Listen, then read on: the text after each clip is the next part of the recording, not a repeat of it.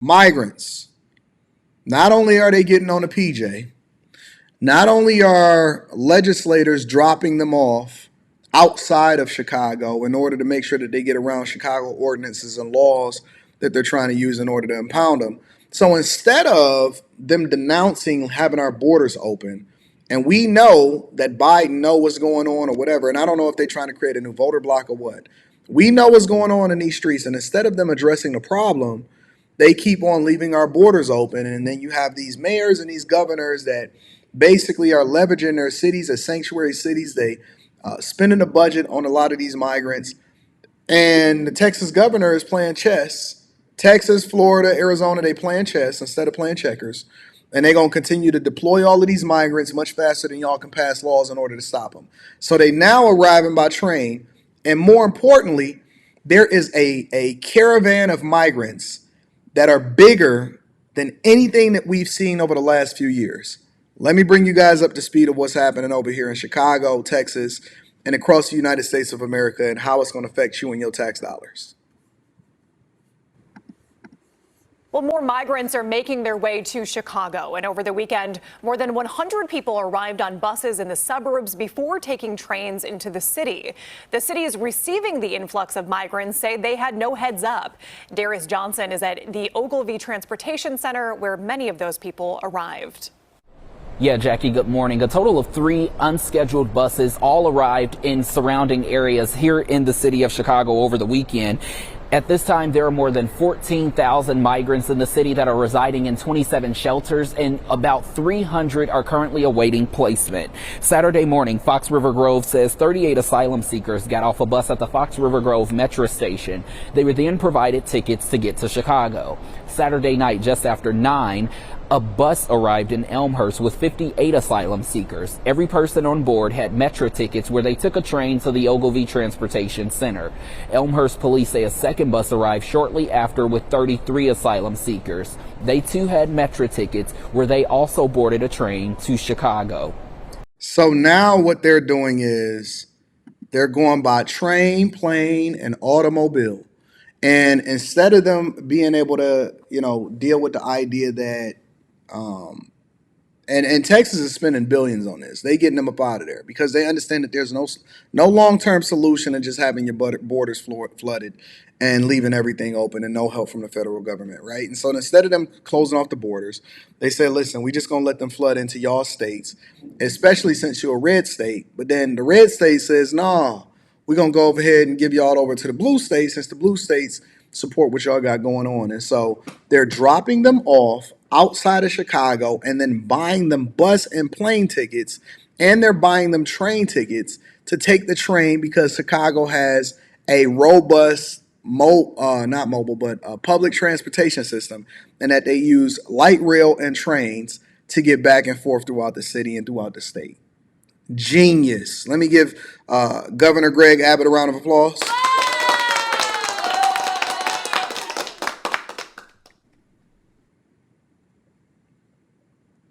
They are buying them bus tickets, plane tickets, and train tickets, dropping them off outside of Chicago, and then they're having them come right into the city where they just cleared them out from the airport and they just cleared them out from all of the police stations. And so the Illinois governor is now being forced to put them up in 5-star hotels in order to keep them busy. Earlier this month, Chicago City Council passed an ordinance approving tougher penalties and fines if they don't get a heads up about incoming buses. That resulted in 96 citations and 1 bus being impounded. Since then, we've seen more instances of migrants being dropped off in other cities as we did over the weekend. Just last week, the city of Aurora and Kankakee both received unscheduled buses with asylum seekers. In an effort to prevent this from happening again, the city of Aurora passed a similar ordinance to Chicago. They are now requiring companies to notify them at least 5 days in advance before a bus shows up, and also to provide a detailed plan for migrants as they arrive. Now, you may remember just last month, Governor J. Yeah, the detailed plan is to drop them off in your city and let you deal with the problem. Man, ain't nobody doing that. Did you see what the law was? Chicago is basically requiring for Texas and other states that send migrants, instead of saying we closing it off, we need to support y'all. And this is why being on code is so bad. Instead of Chicago, New York, and other cities saying, listen, we are not a sanctuary city anymore. Denver, Atlanta, go, so on. We are not a sanctuary city anymore. We are now closing off our city because we were wrong. Now, we know that no politician is ever going to say that they're wrong. We're not a sanctuary city. We can't take care of these people. There is no long-term plan to come along with it. Instead, they want to battle against another state that got way more resources, way more money, and you can't win against a person that is absolutely hell-bent on showing you who you are. This is a F around and find out moment. You can't win a game just playing defense the entire time, hoping to capture interception. Greg Abbott is the 2018. What's the team? The team that beat that with the KD. He the KD Warriors right now. They got so much firepower, and instead of them spending money on housing migrants, they spending money on getting them over to your state. And instead of them saying, no, we're going to cut it off, they said, oh, give us 5 business days and you got to have a plan on what it is that we're supposed to do with these migrants. They go like, oh, okay. Wait on it. We're going to drop them off all around, and then we going to, not only are they doing that, they petty. They also going to give them a train ticket to get directly into your city and to hang out in your downtown streets. Shout out to the Magnificent Mile. Pritzker announced an additional $160 million to effort with the ongoing crisis. Over the weekend, the state announced that money will be used to pay for hotel rooms for the 200 migrants. Now, those 200 will then be moved into a CVS in Little Village that is currently being transformed into a shelter. That shelter is expected to be complete by the end of January. I hope y'all understand that it's not going to stop. All of these temporary housing solutions and tents and former warehouses and CBSs that they converting over into housing for migrants so that they can then go to your schools and they can also use your health care, and then hopefully they can get jobs so that they can get ability to be able to continue to be thriving inside the U.S. and then they're going to become a new voter bloc for the Democratic Party. It's not going to stop. They're going to flood your cities. They're flooding your cities. I just looked at an article yesterday where a migrant just was killed inside of Chicago on kind of sort of like a drive-by shooting. It wasn't a drive-by shooting because they got out and they actually shot the migrant. This is stuff that's actually happening. Crime is running rampant. You don't have the resources. You're going to have a budget shortfall, and you can't sustain it. So instead of them cutting it off cutting it off like they're supposed to, they decide that they want to still compete against these red states. They got an infinite amount of dollars and a growing tax base. Okay, but check this out. Here's the proof that it's not going to stop. Everybody is aware of the fact that Chicago, Denver, and New York are sanctuary cities outside of the United States of America, right? But this is what's happening now, literally. Dre Clark is joining us live this morning in New York with the very latest. Dre, what is it that we know this morning? Well, Kelsey, first, good morning to you. You know, it's quite possible that many of those migrants who are making that long, difficult trek through Mexico, even as we speak, would like to come here to New York City and the Roosevelt Hotel behind me, where many migrants are already staying. That large caravan. Hey, can y'all imagine booking a room at the Roosevelt Hotel? And then you get there and everybody that's there is a migrant that's being paid for, but you paid your hard-earned money to go and stay there. Van of migrants left the southern Mexico city of Tapachula on Christmas Eve, and they are slowly but surely making their way. Do y'all see this? They are watching. This is the biggest caravan of migrants that they've seen in years. Years. They are watching, documenting, following, and having cameras live stream all of these people walking, taking trains, and making a trek. They see it coming. It's coming over to the U.S. Thousands and thousands and tens of thousands of migrants in a caravan are heading over into Texas and the United States of America to flood the country. This is not a game. This is not a false alarm. This is, This is happening in real time. This is a real thing. This is Mexico. They're walking through Mexico and they're walking straight into the United States of America with no kind of border patrol stopping them, and they flooding right into the United States of America, and they come into a city near you. Listen, 2023, 2022, and 2023, I've been warning you. I've been beating this into your head. Everything that I say to y'all, I'm telling you proactively way before you really start to feel the impact and the effects of what's going on. I've been warning you. I've been telling you. It is a flood of people walking over here, getting ready to be sitting right next to you and your children inside of your schools, and they're going to be taking up your tax dollars, and they're going to raise the taxes in order to fill the budget holes, and they're going to ruin everything that you thought that you were a part of, and the thing that you thought that was bad about the country, you're going to start to be appreciative for it because you don't realize that this is at your doorstep. It is right there, the biggest migrant caravan that they've seen in years are walking over here, and they're about to take over your cities. Towards the U.S.-Mexico border. They're calling their journey an exodus from poverty. Now, the large caravan of people estimated to be Think about that. Look. They're calling their journey an exodus from poverty. They're coming to take your resources. They don't speak your language. They have no documentation. They pack their bags and they coming over to your city, and they're calling the migrants the pilgrimage from wherever it is that they are over to where that they're going.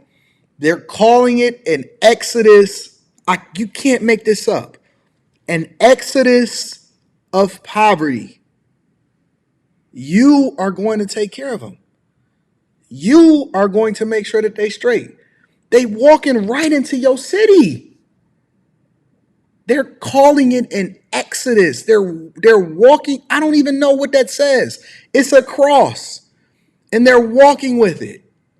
And you're looking right at them, and they're not even hiding anymore. They're not sneaking. They're walking right in, and they're calling it an exodus of poverty. New York, Chicago, Denver, Atlanta, LA, San Francisco, Phoenix. between 6,000 and 7,000, many of them families with young children. Most of the migrants are from Central America, Venezuela, and Cuba. Many of the migrants say they're fleeing gang violence, economic distress, and poverty in their homeland. Now, the mass movement towards the U.S.-Mexico border comes as U.S. Secretary of State Anton Blinken is scheduled to arrive in Mexico City this week to discuss with Mexico's president what can be done to help curb the massive numbers of people approaching and crossing the border into the U.S. from Mexico. Sources telling News Nation for the month of December, so far, more than 200,000 migrants have crossed the border into the U.S. from Mexico. Meanwhile, U.S. Customs and Border Protection says as many as 10,000 migrants a day were arrested at the U.S. southwest border. Also, the federal agency is suspending cross-border rail traffic in the Texas cities of Eagle Pass and El Paso because many migrants were illegally and dangerously riding on top of freight trains. Overall, the number of people, migrants apprehended at the U.S. southern border has exceeded 2 million both in 2022 and in 2023. I know that y'all want to sit here and ride the blue wave, but look. We all got our differences and the things that we stand for, or the things that's most meaningful to us on an individual level. Some people think that it's taxes. Some people think that it's racism. Other people think that it's whether or not you're a good person, or they don't like Trump, or they don't like Biden. Listen, at the end of the day, we're all Americans. And the one thing that I've known and I've studied and I've paid attention to throughout my history and throughout my life is that when we got done bickering and fighting back in the earlier days, way before I was even able to vote, we all still, at the end of the day, decided that we was all Americans and we had to stick together.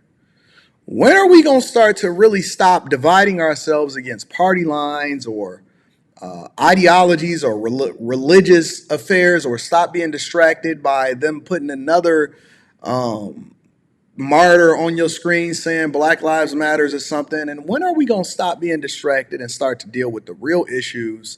We can look, we can fight later. At the end of the day, you're going to be my enemy and I'm going to be yours when it comes to certain issues that we just don't agree on. You can be an atheist and I can be a Christian. You can be a Muslim and then they could be Buddhist. But it ain't going to be no practicing of nothing if we don't start to get the fundamental issues that we all agree on. Look, you can't divide yourself against party lines. Even if you don't like somebody in particular, you can agree, well, listen, this issue is more important, and until we solve for this issue, we can't have no conversation over there. When are you going to wake the hell up and say, you know what? All right, look, I'm not really a Republican because I don't necessarily care about conservative values or what they got going on. Maybe they don't like the fact that, they disagree with the fact that gay people can get married or something. But we already passed that and we can still get married. So maybe we need to close off our borders. Maybe we need to be a little bit more focused on the fundamental thing that's destroying the country and our freedoms in the first place. No, we gonna still go with the thing that y'all think makes sense? Okay.